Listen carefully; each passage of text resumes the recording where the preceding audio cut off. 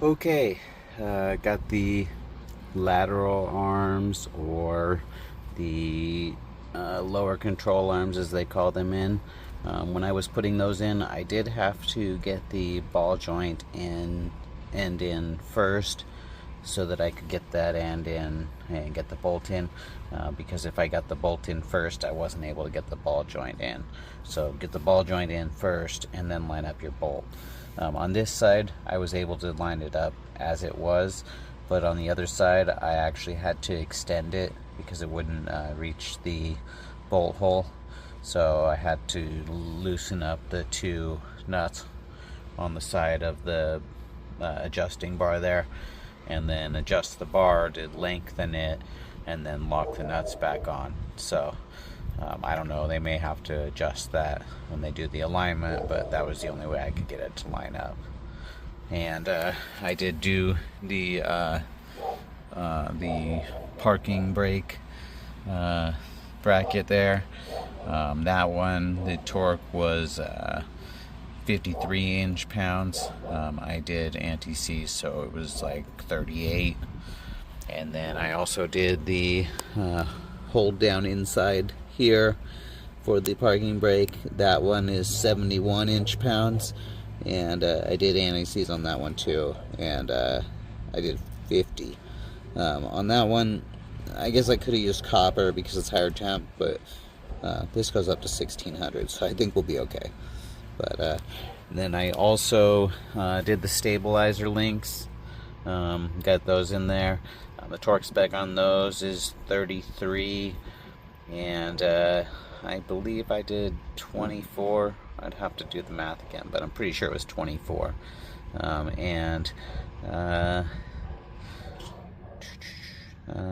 Yeah, just torque all those four down. And apparently they do put a little bit of grease in these, but apparently you need to grease them, so I'll have to remember to grease those up before we're done. But I wanted to get all this back connected before I switch over to the front. I will have to come back so that I can do the parking brake and a few other things, but that's pretty much it.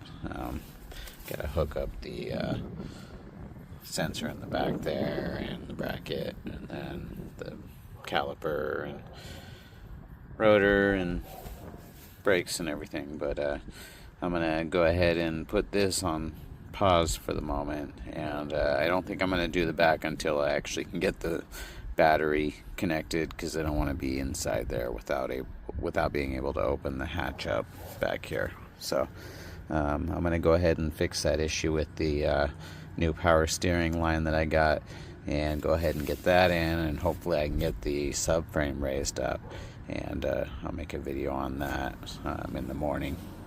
So till then. Okay, one thing I kind of messed up on the stabilizer bar links, the torque spec for them is actually 32. 33 is the torque spec for this specific Moog replacement, but the standard torque spec on it is going to be 32, and if you anti-seize it, then your torque reduction would be 23, not 24. So, well, I just noticed something about the bracket that we had to beat off of the CV axle. Well, it turns out it didn't go without affecting it. That bolt hole is smashed and the bolt cannot fit in there. So I'm either gonna have to figure out a way to fix this, which I'm thinking I'm gonna try to ream it back out, but if that doesn't work, I'm gonna probably have to go to a junkyard to get a new bracket. I don't know. I really don't want to post CV axles in a junkyard, but I'm not really sure what else to do here.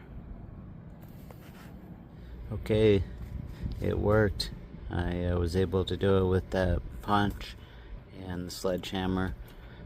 If you end up in a situation like that, be very patient, slow, and deliberate with your strikes. Make sure that you're not hitting at an angle, or you're gonna break something and have pieces flying, and that's no good. So be very careful. I was able to do it. I used actually my my old hub as a support so that I could drive it, and I was able to get it to where the bolt could fit through, but it was a little tight, so I took it back off and got it a little more, and now they all line up. So it's in there. I torqued them down. The torque on these is 47. I did not use anti-seize. I did put anti-seize on the back of the bracket and on the inside of the bracket there, because I don't want it seizing, but the bolts are just dry into the block there, because I don't want to. I know with when you're driving them into holes, if you put too much anti-seize, you can end up with like a hydraulic lock or something. I don't want to take any chances of damage anything, so no anti-seize on those ones. I just put it around the base of the mating surface there on both the parts. So CV axles are ready to go in there. Another thing here, I got the high pressure power steering lines in, the pressure feed tube assembly. I connected it. Let me get a better shot. It's right there, that silver ring. You can see there's a copper gasket on top and on the bottom, and then the bolt on top. The bolt on top, you're going to torque that to 37 foot-pounds. Don't use any anti-seize on that. You don't want to take a chance of contaminating your power steering system. And the bracket up above it, right there, that one is 69 inch-pounds. I did put anti-seize on that, so my torque wrench will only do by every 2 inch-pounds, so I did that to 50 inch-pounds. And it was kind of awkward, like maneuvering the hose around for that. You really want to kind of rotate the connection there as far as you can clockwise, so that the hose is kind of bent in the right direction to make it easier to connect to the bracket, because it's already, when you turn it all the way, it's still a little bit difficult to get it connected to the bracket. So I would imagine any further off and it would be almost impossible, or you could almost damage the hose. So twist it clockwise from the top of the bolt perspective, and then get that bracket in there. And then I did leave the bolt on the bracket there a little bit loose, because I feel like I'm going to have to kind of rotate these around once I get the subframe up in, just to get them in the right orientation. So right now I just have them tucked up underneath the brake lines there, so that they don't get in the way when I lift the subframe, which is right about where I'm at now. So this is going to be fun. Another thing I forgot to mention, when I was repairing that piece with the punch and the sledgehammer, I was wearing some really strong eye protection and some really strong gloves. Don't mess around with that kind of thing.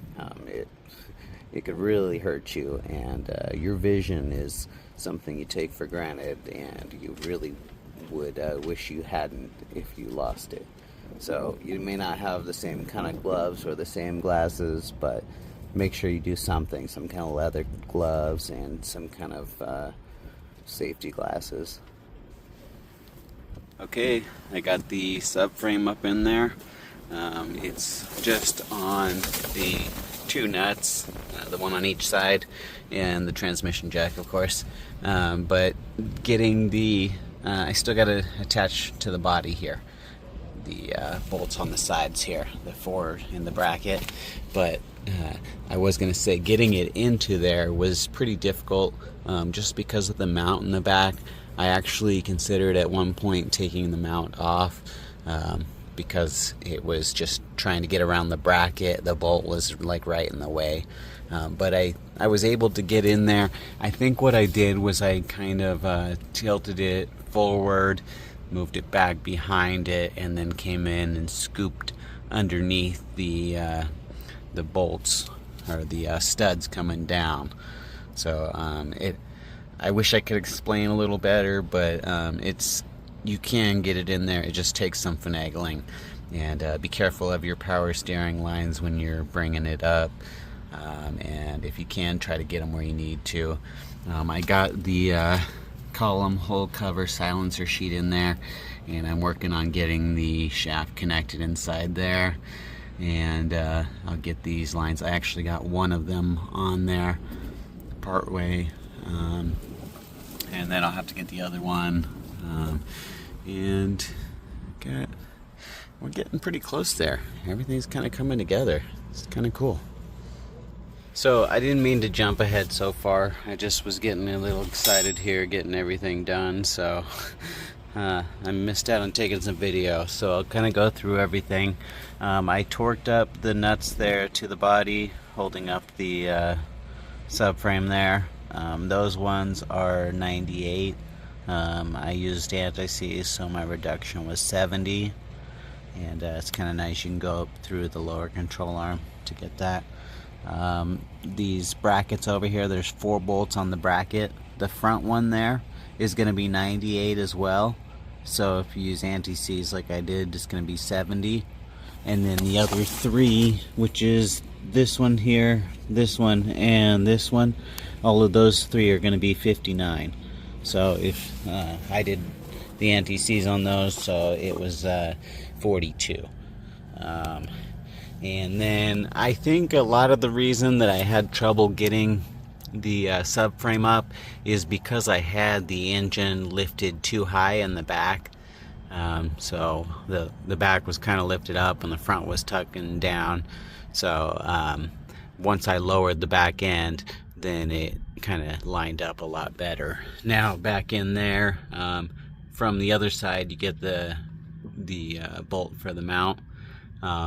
And if you have the engine support bar, you can kind of adjust it to lower one side and raise the other, or vice versa, so that you can line up that hole. And it really wasn't too difficult to line up. I just had to lower the back end a whole lot. And that one there is 64. So I did anti-seize on that one, so I did 45.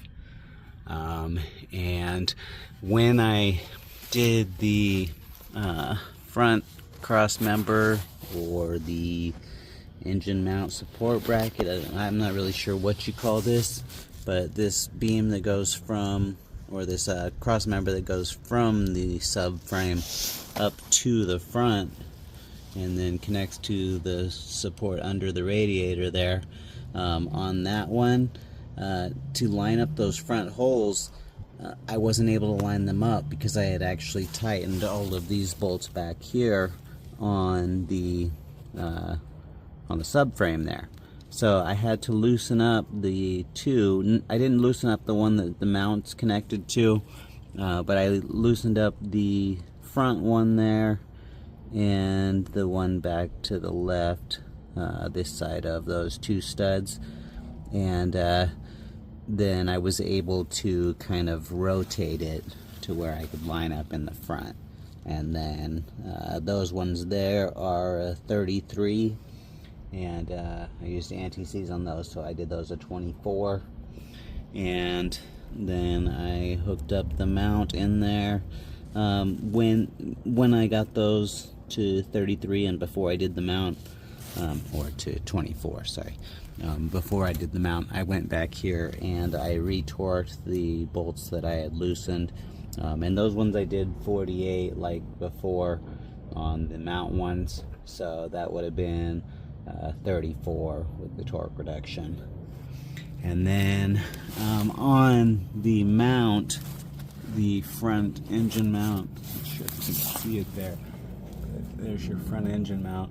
The 2 bolts underneath that attaches to, really easiest to attach down there first, and then the through bolt, because this particularly with this one, because this bushing is really soft. I mean, this mount is really soft, so you can kind of flex the center if you need to. But the bottom two on there were 53, and because I did the torque reduction, I did 38. And the through bolt was a 38, and with the anti-seize I did 27 on that one.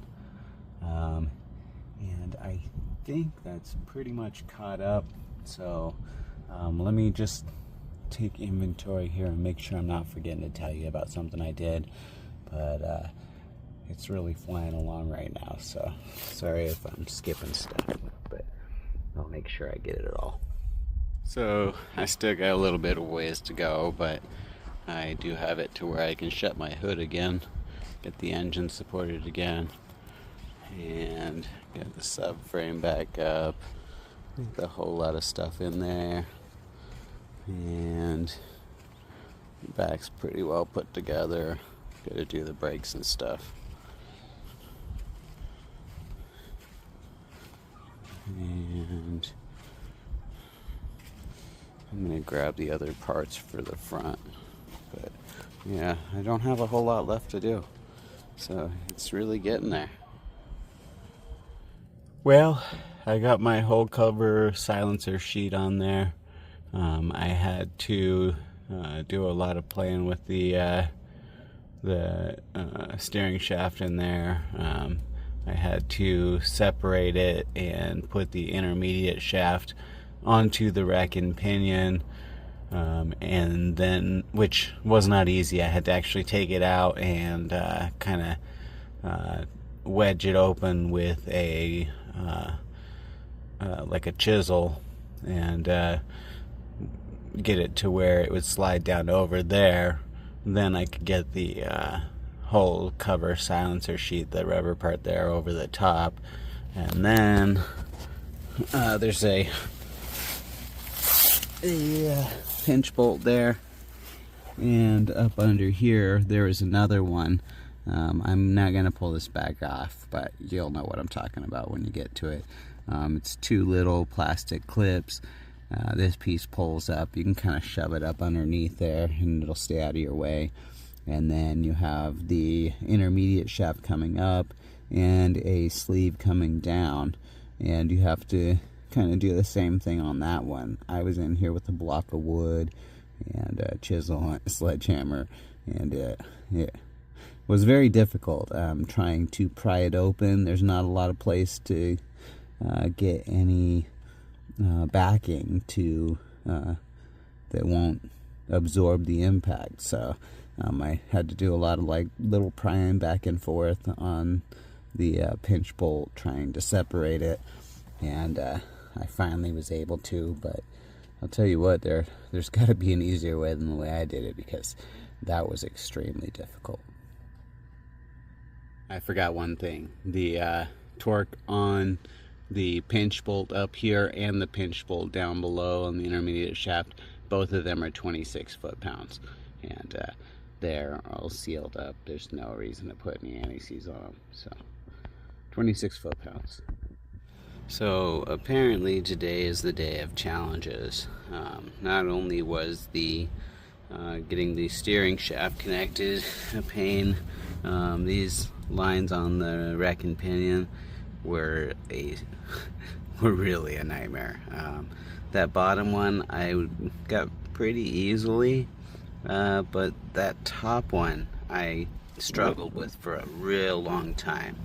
What I ended up finding worked was I had to kind of loosen up the clamps and where it mounts to the top of the rack and pinion, and then kind of pull a line on the right there towards me while pushing the connection kind of towards the rack there, or the pinion there. So this is how I ended up getting the angle that it needed to go into. I took the old line and I cut off the fitting on the end so that I could use the fitting to run into the rack and pinion, so that I could see what angle I needed to take the line in at, and that really helped because it wasn't the direction that I was expecting, so I don't know how long I would have been fighting with that thing. But in any case, I did get the lines in there.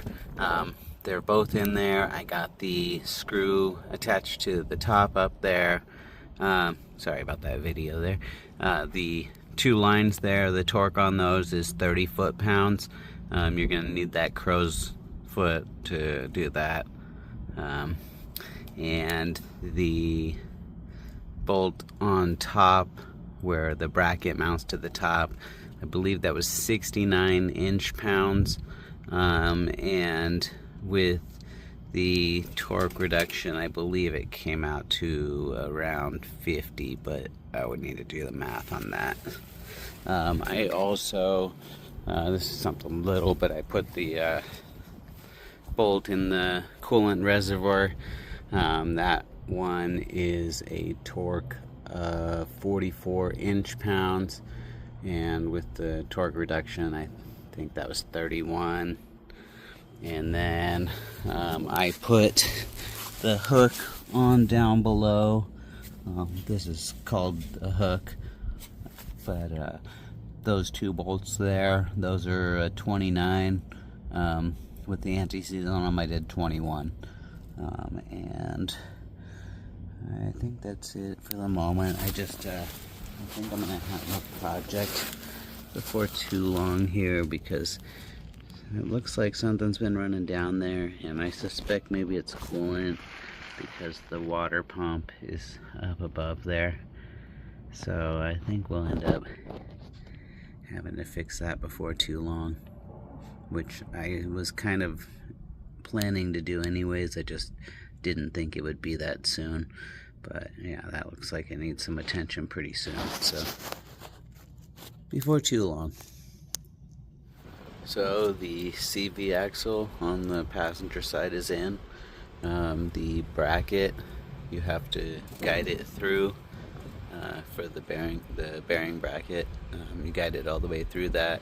The important part really is making sure you don't damage the seal going into the transmission, but you also want to make sure you line up that bracket as you go. But very careful with the front end as it goes into the transmission. You got to keep it right in the center, and then just be slow about it. And once you get the bracket there, it's not too hard. It just slides together. Maybe mine's used, so maybe it might be a little harder. And another one, mine didn't like really press together like I expected it might, but the bolts did bolt together there, so the bearings got a housing and it's supported there. So on those, the torque spec is 47 foot-pounds, and I put anti-seize on them, so I did 33. And the other one I'm gonna put in on this one here, there's actually no C-clip or circlip in the inside there. When it goes into the transmission, it just goes right into the seals, and it's held in place by the bearing mount there. But on the other one here, this is going to be the driver's side, it does actually have a clip on the end, and it's right here. So when you're putting this in, you don't want to have it this way because it'll be hanging down further. So when you put it in, try to make it so that the opening is on the bottom when you slide it in. That'll be the easiest way to get the clip in. So I'm going to go ahead and slide that one in and do a couple other things. Well, I'm working on putting the driver's side CV axle in, and I love when they do stuff like this. So there's a joint in each one of these boots, so you want to hit the axle into the transmission so that you don't damage the joints. But there's nowhere to hit it other than on the boot or on the shaft. So how am I not supposed to damage the joint and still be able to drive this in. Okay, so now the driver's side is in, but it wasn't simple. I don't know why they don't have any kind of marks on the inside of the CV axle. There's nowhere to drive it in. I greased it up. I even put grease in there in the circlip so that I could keep the circlip lined up, and I could not get it to push in any way other than to push the joint as far in as I could and then use a rubber mallet on the very end of the shaft to gently tap it in. It did go in. It didn't take a lot, but I didn't really want to do that, but there's nowhere else to hit it, so other than to destroy the boot. So I'm not sure why they do that, but it's in.